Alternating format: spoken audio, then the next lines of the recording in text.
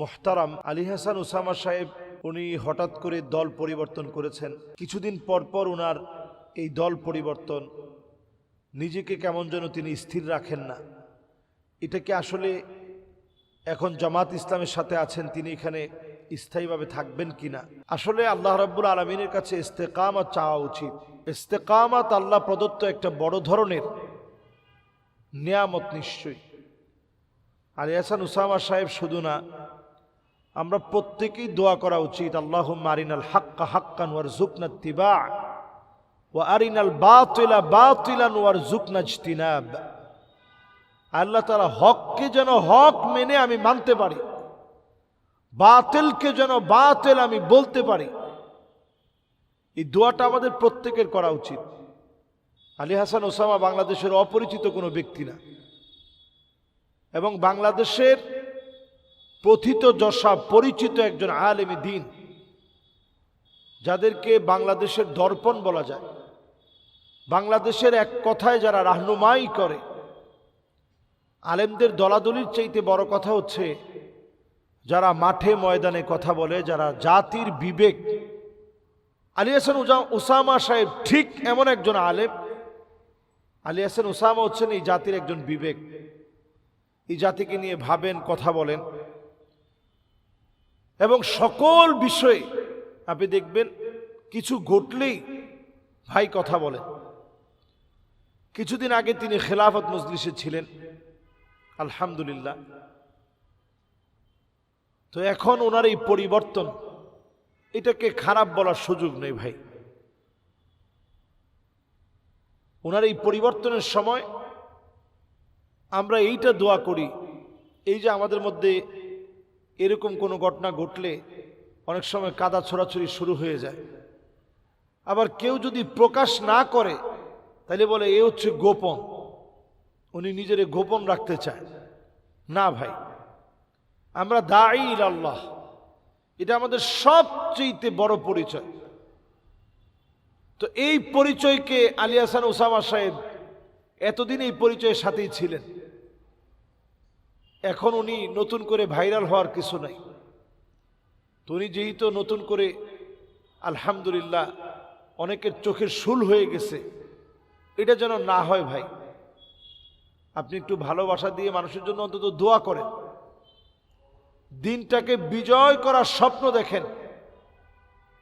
Ali Hasan Osama সাহেবের মনে তো এটা থাকতে পারে যে এক সেকেন্ড আগে যদি আমার কারণে দিন বিজয়ী হয়, আমি যেন সেটার মধ্যে অগ্রগামী থাকি, আমি যেন সেটার মধ্যে আগুয়ান থাকি, আমি যেন সেটাতে পিছপা না হই। তা আলহামদুলিল্লাহ আলেমদের সবার হওয়া উচিত, সবার মাঝে কাজ করা উচিত, বড় দিল নিয়ে কাজ করা উচিত। ওমাই ইউকা শুহ্হা নাফসিহি ফাউলাইকা হুমুল মুফলিহুন। যারা আলেম হবে, দিল যদি বড় না করতে পারেন, সফলতা কেমনে আসবে? আমি বলবো দিলটারে বড় করেন। আচ্ছা, একজন একটা দল করতেছে তাই বলে তাকে খারাপ বলতে হবে, গালমন্দ করতে হবে, তার উপরে বদদোয়া লেগে গেছে, সে একেবারে নিকৃষ্ট মানুষ, অচিরেই দেখবেন সে পদদলিত হবে, এই জাতীয় শব্দ বলতে হবে? মাআযাল্লাহ। মতের ভিন্নতার কারণে আমরা কত গালি একজন আরেকজনকে দিয়ে থাকি, এগুলো বন্ধ হওয়া উচিত। আউ ইয়ালবিসাকুম শিয়া, নবী করিম সাল্লাল্লাহু আলাইহি সাল্লাম বলছেন, কোরআন কারীমের এই আয়াতে কারীমা নবীজির উপরে যখন নাজিল হলো, আউ ইয়ালবিসাকুম শিয়া, নবী আপনার উম্মত দলে দলে বিভক্ত হবে। ওয়া ইউযীকা বা'দুকুম বা'সা বা'দ, একজন আরেকজনকে মারবে, কাটবে, ভিন্নতা দেখা দিবে। নবী করিম সাল্লাল্লাহু আলাইহি ওয়াসাল্লাম জানিয়ে দিলেন যে আল্লাহ, এটা তো সহজ, উম্মত বেশি দিন মারামারি করবে না, ঐক্যবদ্ধ হয়ে যাবে। কিন্তু আমি তো তাকালেই দেখি ইমাম মাহদী আলাইহিস সালাতু ওয়াস সালাম আসার আগ পর্যন্ত ঐক্যবদ্ধ হওয়ার মতো কোনো অবস্থা আমাদের মধ্যে তৈরি হয়নি। এখনো দেখেন আমাদের দেশে 11 দলীয় জোট হলো, হঠাৎ করে ভাঙনও হলো। এখন ভাঙনের পরে কে লাভবান কে ক্ষতিকর হলো, এগুলোতে আমরা কথা নাই বলি। তবে এতটুকুন যদি বলি আমরা দেখেন আমাদের মধ্যে ঐক্যের মধ্যে ফাটল ধরে গেল। ইসলিহুল্লাহু লাহু লাইলাতান ওয়াহিদা, এক রাত্রির ভিতরে মুসলমানরা বিজয় অর্জন করবে। তো সেই বিজয় আসবে কখন? আমরা যখন ঐক্যবদ্ধ হব। এই ঐক্যবদ্ধটা হতে একটু সময় লাগবে, তবে আমার মনে হয় মার ছাড়া মুসলমান ঐক্যবদ্ধ হবে না। মার খেতে খেতে যখন দেওয়ালে পিঠ থেকে যায়, তখন আমরা আর ইখতিলাফ করি না। এর আগ পর্যন্ত আমাদের ইখতিলাফ থাকবে। আজকের ইউরোপের দিকে তাকান, 1492 সাল পর্যন্ত 700 বছরের উপরে, 750 বছরের উপরে আমরা ইউরোপ শাসন করেছি।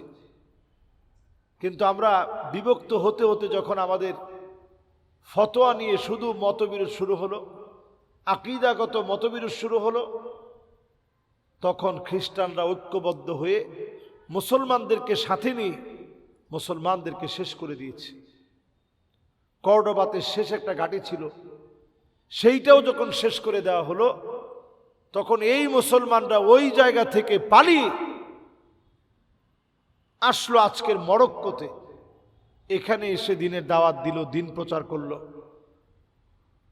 সেই আন্দালুসিয়ায় মুসলমানদের যেমন মসজিদগুলো ছিল, ডিজাইনগুলো ছিল, মরক্কো এসে সেম ডিজাইন করে মসজিদগুলো করল। বলার উদ্দেশ্য হচ্ছে এই যে আমরা মুসলমানেরা শুধুমাত্র অনৈক্যের কারণে মার খেয়েছি, এখনো আমরা অনৈক্য করব। বর্তমান পৃথিবীর ন্যারেটিভটাই হচ্ছে এটা। এই যে একজন আলেমকে যদি আপনি কালার বানিয়ে দিতে পারেন, তাহলে একটা ন্যারেটিভ তৈরি হবে, দীর্ঘদিন একটা হাইপ থাকবে, মানুষ ওনাকে নিয়ে কথা বলবে, একটা হাইপ উঠবে। এটা লাভ কিন্তু তাদের, ক্ষতি আমাদের। এজন্য আমরা কাউকে ছোট করব না, গালিগালাজ করব না। আল্লাহ আমাদেরকে বোঝার তৌফিক দান করুক। আসসালামু আলাইকুম ওয়া রাহমাতুল্লাহি ওয়া বারাকাতুহু।